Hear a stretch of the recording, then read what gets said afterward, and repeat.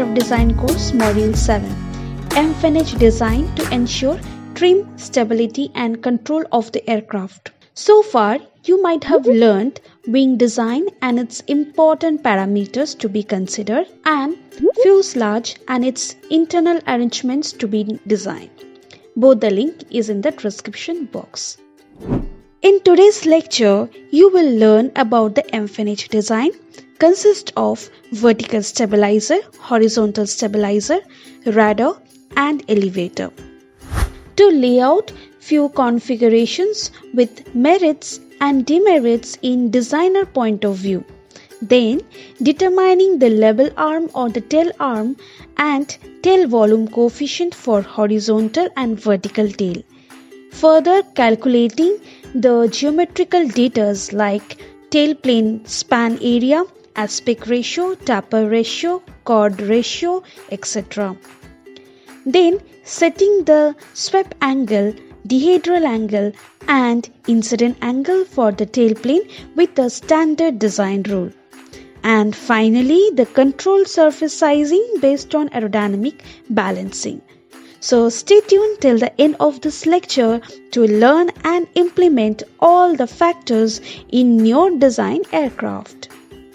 The aerodynamic design of the tailplane is based on many specific requirements regarding its functions, which are to provide the equilibrium in steady flight and to ensure that the condition is stable or that disturbances are well damped, and to generate the aerodynamic forces for the maneuvering the aircraft.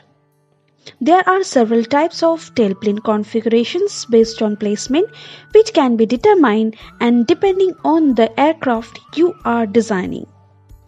So, conventional, T-tail, cruciform, H-tail, V-tail, Y-tail, twin vertical tail and the boom mounted. Most commonly observed is the conventional one, which also leads to the most lightweight contribution among all and commonly seen in jet transport aircraft like passenger aircraft. Whereas a special type is a T-tail. T-tail is a lighter than the conventional one, mostly observed in the light business jet where horizontal tail and the wing is not in the same plane. Okay, so which helps to reduce the downwash and space for the engine that to be placed at the rear. Now H-tail configurations is also found in general aircrafts, even cargo and the military aircraft. Cruciform, boom-mounted, twin-tail configurations are most commonly seen in the various fighter aircrafts. Y-tail and V-tail are commonly observed in the unmanned combat air vehicle, some UAVs. So one more special type is a canard tail. Canard tail will be of two subtypes. One is control canard, one is a lifting canard. Now this canard configuration possibly for good stalling characteristics which helps to reduce the main wing loading, leads to a better control of an aircraft at an high angle of attack or during stall. Then the question is, why most of the aircraft does not configure canard? The reason is the wing twist distribution is quite strange and the wake formation creates an uneven load distribution over the surface. And the second most important reason is the fuel center of gravity lies further behind of the aircraft center of gravity than the conventional one, which affects the aircraft performance, and there are so many more reasons behind it. There are other tail features like dorsal fin and the ventral fin. Now dorsal fin is an extension at the front of the vertical stabilizer to improve the directional stability during crosswind or in case of one engine failure. Okay. In addition, it also helps to prevent rudder locking to delay the vertical tail stall at high angle of side slip. Okay. Now comes to the vent. Now vent is used and it helps to prevent the lateral instability. Okay, in case of high speed flight like MiG space shuttle, even it is used in space shuttle, but they don't name as a ventral fin, but they name as a strax. Empennage creates a force that acts upon a lever arm. Now lever arm or tail arm is a distance between the tail aerodynamic center and the aircraft's center of gravity. So horizontal tail creates a moment about lateral axis and vertical tail creates a moment about directional axis as shown in figure. Now figure displays shows that one in the side view, one in the top view. Now when you are seeing from the top view, it shows that LHT is a lever arm of the horizontal tail. Okay, is the distance between the aerodynamic center of wing and the aerodynamic center of horizontal tail plane. Whereas LVT, or we can call as fin movement arm or lever arm of an vertical tail plane, is the distance between the aerodynamic center of wing and aerodynamic center of vertical tail plane. Okay, so both the lever arm for tail as well as for the fin depends on the length of the fuselage depending on the aircraft you are designing. So here is a few estimation of movement tail arm. So movement tail arm directly or indirectly depends on the length of the fuselage. So either you can choose from the reference table or you can tabulate from the historical data for your aircraft. As I have done for my 440 passengers aircraft's tail arm in percentage of fuselage. So I have optimized both the horizontal and the vertical tail plane, right, based on the simple method and with respect to the speed. Now from here I can conclude that the length of lever arm of the horizontal tail plane is 46%, or we can say 0.46 of length of the fuselage. In case of a fin movement arm or the vertical tail plane movement arm is 43% or 0.43 of length of the fuselage. Now length of my fuselage was 68.47 meter, which I have shown in the previous module. This is a fuselage design video. Link is in the description box. Now substituting back to that equation, so we get lever arm of the horizontal tail plane is 31.5 meter, and whereas the vertical tail plane is 29.44 meter. Now considering the infinite tail volume coefficient for both horizontal as well as vertical tail plane, indicating the stability and control effectiveness point of view. Now data of tail volume coefficient and the field volume coefficient for various aircrafts are displayed. So based on the specific aircraft design, select the tail volume coefficient and the fin volume coefficient are considered. In my case for horizontal 1, and in case of fin volume coefficient is 0.07 respectively. Suppose you are designing an aircraft with no horizontal tail. For an example, Concorde aircraft, there is no existence of horizontal tail. In that case your tail volume will be 0. Okay, so mathematically it can be expressed as V bar HT, that is a tail volume coefficient for an horizontal tail, equals to LHT into SHT by SW into CW.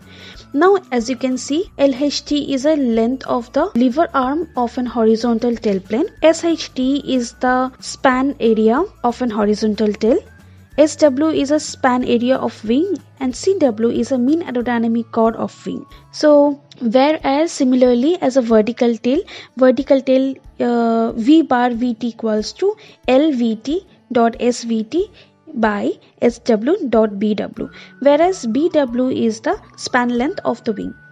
So based on your previous estimations, wing span area equals to 442.38 meter square, span length equals to 64.83 meter, mean aerodynamic chord of wing is 7.5 meter, lever arm for horizontal tail is 31.5 meter, lever arm for vertical tail is 29.44 meter.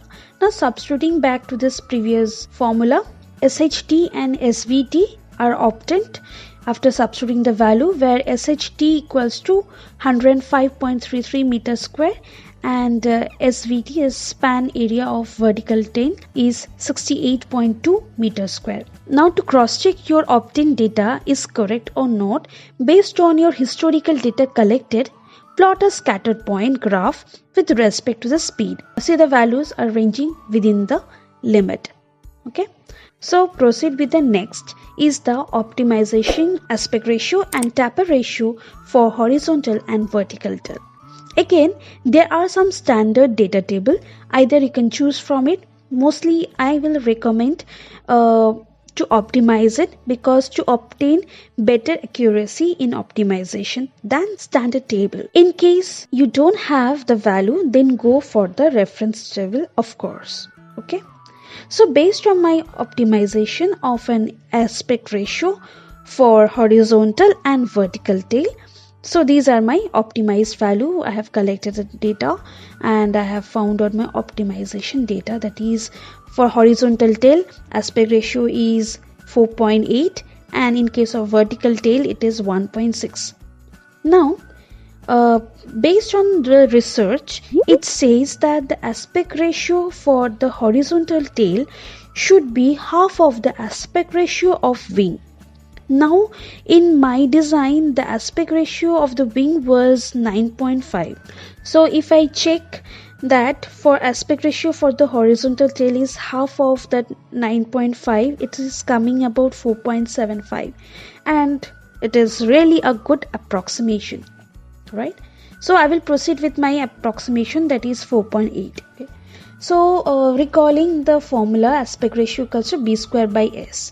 Now, aspect ratio we know is 4.8. Horizontal tail area is 105.33 meters square.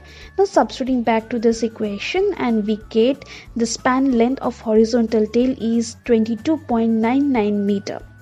Similarly, we'll proceed for the vertical tail. So these are my aspect ratio formula. Aspect ratio value is 1.6 and vertical tail area is 68.2 meters square. Okay. Now substituting back to this span length formula, and when we resolve and solve it, we get as 10.1 meter. So similarly, for the taper ratio, lambda equals to tip chord to the root chord. Okay. So based on the reference table, others, you can see for my design aircraft, it will be coming under others, which is ranging from 0.3 to 0.6. But if I consider 0.4 for both the cases, my dimension will also vary, right? So I will go for my optimization. Designer must follow the historical data until and unless you don't have the data.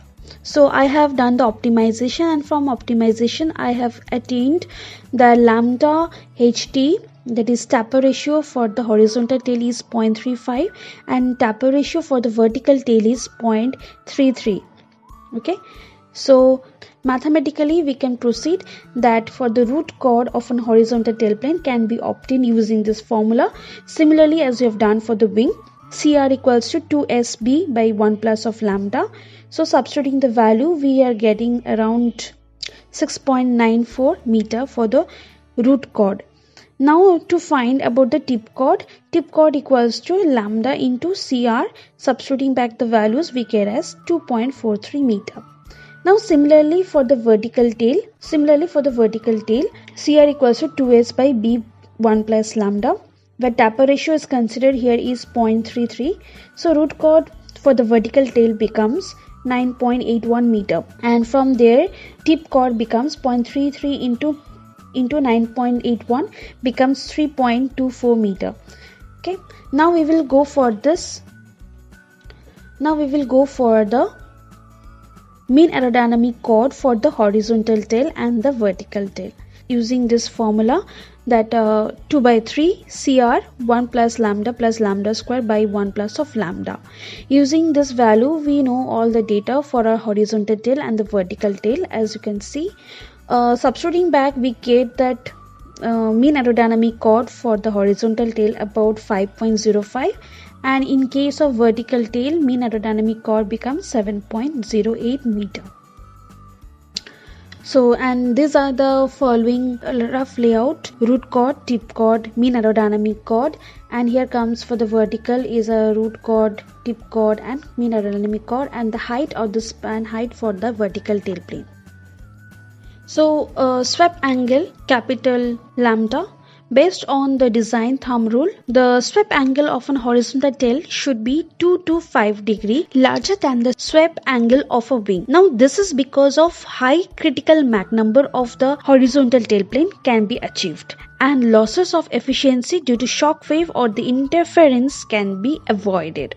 So, in case of vertical plane, is 35 to 55 degree for high speed aircraft, and for the low speed in the sense incompressible flow should be less than 20 degree. So here I have done the optimization again for my design aircraft since I have the data. So in that value what I have achieved in my design is 1/4 chord of swept angle for my vertical is coming about 45 degree, and in case of 1/4 chord swept angle for an horizontal tail coming to be as 34 for both my vertical as well as for the horizontal tail. Now coming to an important parameter is selection of airfoil, and its thickness plays a very key role in aerodynamic design point of view. Similarly, like a wing, the thickness to chord ratio must be selected. In case of vertical as well as a horizontal, the symmetrical or a virtual symmetrical airfoil are chosen. Often, thickness to chord ratio maximum to be a 9 to 12%, that is NACA 0009 or 0012. It shows that both are symmetrical. Here you can see some of the tailplane airfoils for various aircraft. So you can see most of the aircrafts are chosen that 0009 and 0012. NACA airfoil. In addition, there are 3 tail setting configurations to fulfill a change in angle of attack. So first one is a fixed horizontal tail, second is all moving tail, and the third is adjustable tail. Now what is it? A fixed tail angle of attack can't be varied unless it is done pitch up and pitch down done by the fuselage nose. In this fixed tail angle, we have an extra component is a split flap are installed, whereas angle of attack of an all moving tail it's easily changed by the pilot using forward or after motion of the stick inside the cockpit. Adjustable tail setting configuration is a mixture of both tail angle and the moving tail. It is a combination of fixed horizontal tail and the all moving tail. So usually it happens before the flight by the pilot set the angle based on the gust or crosswind. It ranges between +5 to -12 degree. In case of Boeing 777, it is to be set it as 4 degree up and 11 degree down. Now, dihedral angle plays an important contribution in aircraft stability, lateral control, aircraft performance and tail aerodynamic efficiency. So most of the cases the horizontal tail dihedral angle is often the same as the wing swept angle. So based on the wing swept angle, it will be the same as of the tail dihedral angle. Now talking about the incident angle, if the horizontal tail plane is fixed, as we have discussed fixed horizontal tail, in that case the incident angle was supposed to be 2 to 3 degree downwards, that is a negative lift. So if it is being used for the adjustable one or the variable one or the trimmable horizontal one, gradually it will be adjusted based on the gust formation or the side slip angle or the flight control system. Last and the most important point is control surface. Now control surface considering the aerodynamic balancing, because the hinge movement plays a major role in deflecting the control surface in various flight. A careful design selection of aerodynamic balancing helps to reduce the pilot's effort or control force to control the control surface by reducing the hinge movement. Or in other words, we can say it's an assist the pilot to move the control stick efficiently. Okay, so there are of several types. First is a setback hinge, horn balance, internal balance, beveled trailing edge, tab, and phrase aileron.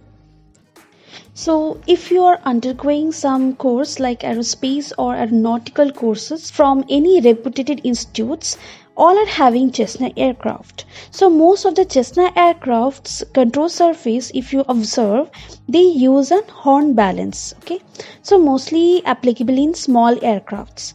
And in case of advanced or modern aircrafts like large passenger aircrafts, cargo, they use a phrase aileron. It is highly noticeable. Okay, next coming to the elevator and radar start on the fuselage and extend to approximately 90% of the semi-span of the tail. Now elevators and the radars having some deflection angle. Now elevators are deflected downwards by the 15 degree to 20 degree and upwards by maximum 25 to 30 degree. In case of radar are deflected by an maximum of 25 to 35 plus and minus. So at the end you need to tabulate your result and draw CAD layout. Okay. So if you have any doubt regarding this topic, please drop a message along with your feedback in the comment section below so I can customize my teaching skills. So see you soon in the very next video with the landing gear sizing. For the time being, take care, stay blessed, and thank you for watching.